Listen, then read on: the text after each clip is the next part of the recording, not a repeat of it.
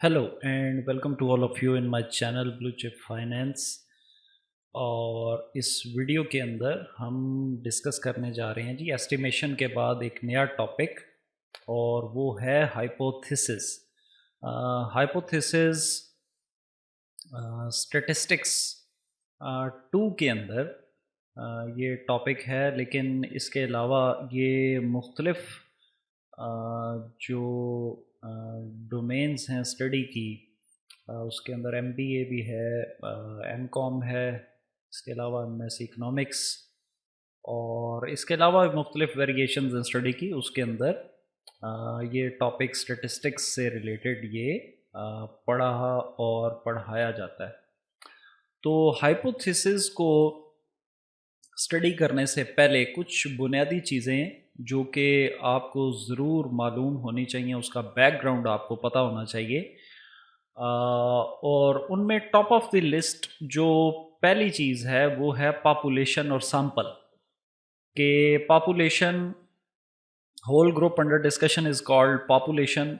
जिस ग्रुप को आप डिस्कस कर रहे हैं, जिसके मुतल्लिक आप रिसर्च कर रहे हैं, उसकी जो कुल तादाद है, टोटल उसकी जो स्ट्रेंथ है, उसको आप कहते हैं पॉपुलेशन। और the part of that population is called sample. यानी कि उसमें से अगर आप एक मखसूस हिस्सा अगर आप निकाल लेते हैं अपनी रिसर्च के लिए, तो उसको हम सैंपल का लफ्ज़ देते हैं। पूरी की पूरी पॉपुलेशन को स्टडी करना तकरीबन नामुमकिन होता है due to time and cost. इतना ज़्यादा टाइम नहीं होता, और उसके ऊपर जो आपकी कॉस्ट है वो भी बहुत ज़्यादा उठती है। कुछ चीज़ें ऐसी हैं जिनको आप प्रैक्टिकली पूरी की पूरी पॉपुलेशन को आप स्टडी ही नहीं कर सकते बाय डिफ़ॉल्ट, क्योंकि अगर आप फॉर एग्ज़ाम्पल अगर आपका जो टेस्टिंग प्रोसीजर है वो है उस चीज़ को कंज्यूम करना, तो अगर पूरी की पूरी पॉपुलेशन को अगर आप कंज्यूम कर लेंगे तो वो तो ऐसा मुमकिन नहीं है। तो एक तो ये हो गया कि पॉपुलेशन और सैंपल को स्टडी करना, कि पॉपुलेशन की अंडरस्टैंडिंग रखना कि पॉपुलेशन किसे बोलते हैं, सैंपल की अंडरस्टैंडिंग रखना। मैं कुछ एग्जांपल्स भी आपको दे देता हूँ कि मज़ीद क्लियर हो जाए आपको कि population, the whole group under discussion is called population. For example, एक कंपनी है जो कि बाइक्स बनाती है, और उस कंपनी फॉर एग्जांपल वो देखना चाहती है कि एक साल के अंदर जो बाइक्स हैं, तो एक साल के अंदर उसके जितने बाइक्स हैं वो अगर आप पॉपुलेशन कंसिडर करते हैं तो वो तो बहुत ज़्यादा होंगे।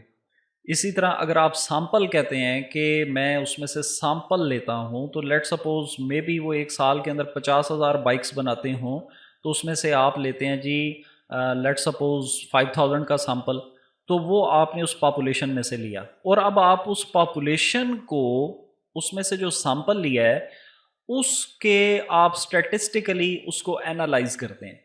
तो ये तो दो चीज़ें हो गई, और इनके जो एस्टिमेटर्स हैं वो भी आप डिस्कस कर चुके हैं हम पहले भी, कि पॉपुलेशन के जितने एस्टिमेटर्स हैं उनको हम पैरामीटर बोलते हैं, और सैंपल के जितने एस्टिमेटर्स हैं हम उनको स्टैटिस्टिक का नाम देते हैं, नॉट स्टैटिस्टिक्स बट स्टैटिस्टिक। और ये जिस वक्त आपको समझ आ जाती है, तो अब हम आते हैं जी नेक्स्ट इसके ऊपर कि हाइपोथेसिस क्या। देखें, हाइपोथेसिस का बुनियादी तौर पे उर्दू के अंदर हम इसको बोलते हैं मफरूज़ा, फ़र्ज़ की हुई बात। तो इसके अंदर हम अपनी कुछ कैलकुलेशंस की मदद से हम अंदाज़ा लगाने की कोशिश करते हैं कि क्या हमने जो एक बात फ़र्ज़ की है, जो हमने एक बात एज्यूम की है, क्या वो दुरुस्त है या ऐसा नहीं है। तो ये हम स्टैटिस्टिकली जिस वक्त हम इसको कंडक्ट करते हैं, तो हम इसको नाम देते हैं हाइपोथेसिस।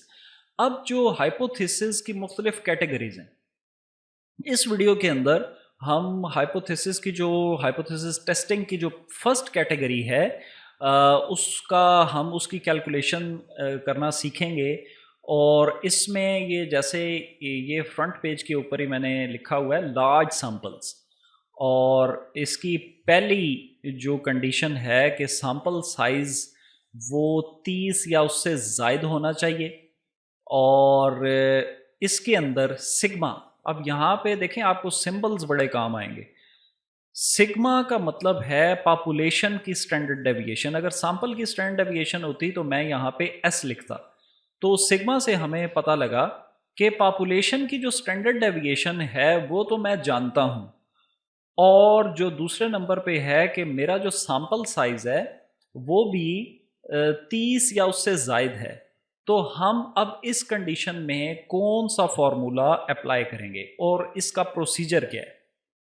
تو سٹارٹ کرتے ہیں ہم یہاں سے کہ hypothesis testing large samples where n is greater than اور اکول ٹو 30، سگما نون یعنی پاپولیشن کی اسٹینڈرڈ ڈیویشن نون ہے، تو یہاں پہ ہم فارمولا جو اسٹیٹسٹک اپلائی کریں گے وہ اپلائی کریں گے جی x bar minus mu not divided by population standard deviation divided by sample size under root.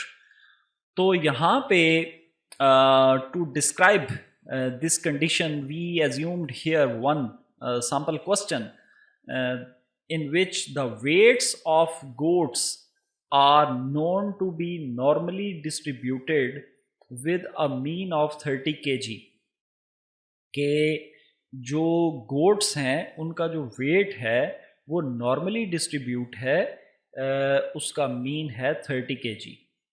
تو یہاں پہ جو پاپولیشن ہے اس کا جو مین ہے، پاپولیشن مین از 30، تو میو از 30 and sigma is 5 kg and population standard deviation is 5 kg، اور پاپولیشن کی اسٹینڈرڈ ڈیویشن ہے ہمارے پاس 5، سگما ایکولس ٹو 5۔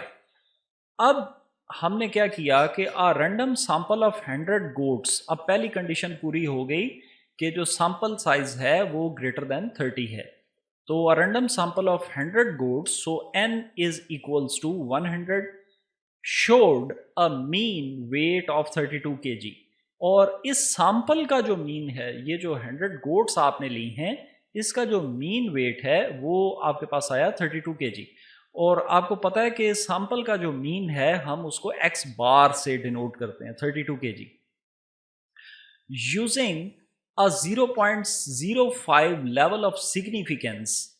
تو لیول آف سگنیفیکینس جو ہے وہ آپ کا کیا آ گیا جی 0.05۔ ٹیسٹ دا ہائپوتھیسس، اور ہائپوتھیسس ہم دو ٹائپ کے ہوتے ہیں ہمارے پاس، ایک ہوتا ہے نل اور ایک ہوتا ہے الٹرنیٹیو۔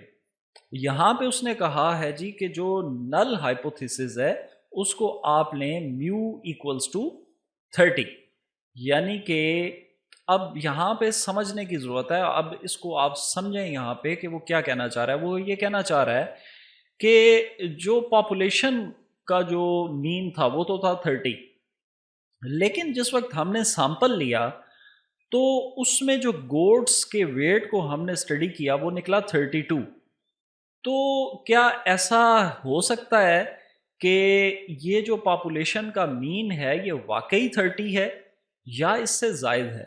تو آپ دیکھیں کہ نل ہائپوتھیسس یہاں پہ لیا گیا میو ایکولس ٹو 30، اور الٹرنیٹیو ہائپوتھیسس جو ہے وہ ہے میو از گریٹر دین 30، یعنی فرسٹ کنڈیشن کے اندر آپ یہ کہنا چاہ رہے ہیں کہ نہیں پاپولیشن کا مین 30 ہی ہے، اور جو الٹرنیٹیو کے اندر آپ کہنا چاہ رہے ہیں کہ نہیں اس کا ویٹ 30 سے زائد ہے۔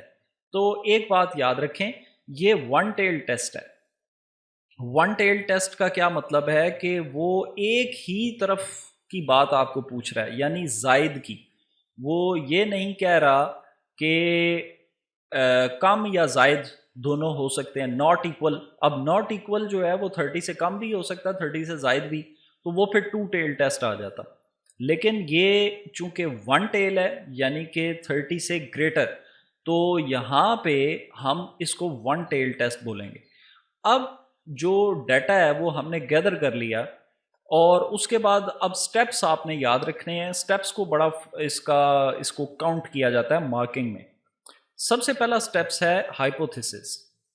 Step 1 is to write down your hypothesis. So null hypothesis, which is denoted by H naught, is equals to mu equals to 30, and alternative hypothesis, which is denoted by H1, is mu is greater than 30. So that is your first step.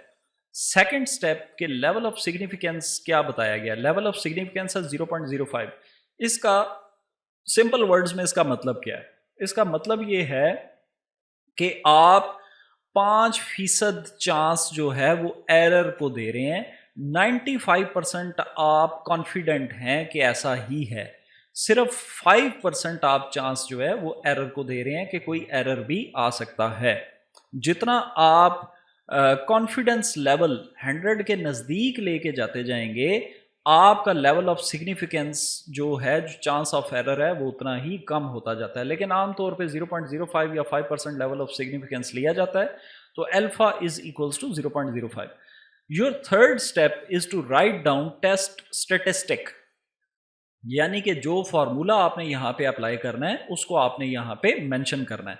तो formula हमने यहाँ पे mention करना है जी, x bar minus mu not divide by sigma over n under root, because n is greater than 30 and sigma known, population standard deviation known. After writing down this third step, fourth step is to write down the critical region. Critical region is that tabulated value कि अगर आपकी calculated value उस range में ना आई तो फिर आप इनमें से एक को रिजेक्ट करेंगे. अब ये वैल्यू कैसे देखी जाती है? ये देखनी बड़ी सिंपल है. Just subtract 1 from 0.05 from 1. तो जैसे एस्टिमेशन में भी मैंने आपको बताया था कि इसको 1 में से माइनस कर लिया करें, जो क्या है 0.05. सो 1 माइनस 0.05 ये आपका बन जाएगा जी 0.95. अब go to the Z distribution table. Z distribution table के अंदर अगर हम जाएं तो यहाँ पे आप इसको लोकेट करें 0.95 को. तो देखें एग्जैक्ट 0.95 तो नहीं है, लेकिन ये रेंज गिवन है. One value is less than 0.95 and one value is greater than 0.95. So that is your critical value 1.6 and fourth and fifth column. So your tabulated value is 1.645. तो 1.645 आपके क्रिटिकल रीजन है. अगर आपकी Z value जो कि आप ये calculate करेंगे नीचे, अगर ये एक्सीड करती है 1.645 से, तो आप नल हाइपोथेसिस को रिजेक्ट कर देंगे. अब हम आते हैं जी फाइनली कंप्यूटेशंस की तरफ. तो x बार जो है वो है 32, जो म्यू है वो है आपके पास 30, और जो सिग्मा है वो है आपके पास 5, और सैंपल साइज है 100. After the calculation you get the answer of 4. So Z is 4 and 4 is greater than 1.645. So your conclusion, which is sixth step, is that our calculated value of Z equals to 4 falls in rejection region. So we will reject null hypothesis and will accept alternative hypothesis. अगर ये value range के अंदर आती तो हम null hypothesis को accept करते, और अब चूंकि ये इस क्रिटिकल रीजन के अंदर जा चुकी है, 1.645 से एक्सीड कर चुकी है ये वैल्यू, तो हम नल हाइपोथेसिस जो कि था म्यू इज इक्वल टू 30, हम इसको रिजेक्ट करेंगे कि नहीं, ऐसा नहीं है. और आप ये कहेंगे कि जो पॉपुलेशन का जो मीन है वो 30 नहीं है बल्कि 30 से ज़ायद है. तो ये था जी इसका फर्स्ट फार्मूला. और ये T और Z डिस्ट्रीब्यूशन के टेबल आप यहाँ से भी कॉपी कर सकते हैं, और आपको ये ऑनलाइन भी अवेलेबल है, वहाँ से भी आप ले सकते हैं. तो इस फर्स्ट फार्मूला की प्रैक्टिस करें, और आने वाले वीडियोस के अंदर हम इसको मज़ीद डिस्कस करते जाएंगे आगे. और ये 11 to 12 फार्मूलाज हैं, और इनको सॉल्व करने के बाद हाइपोथेसिस के अंदर आपकी मुकम्मल ग्रिप जो है वो आप हासिल कर लेंगे. So stay safe, stay blessed, take care of yourself and other persons around you. Thank you.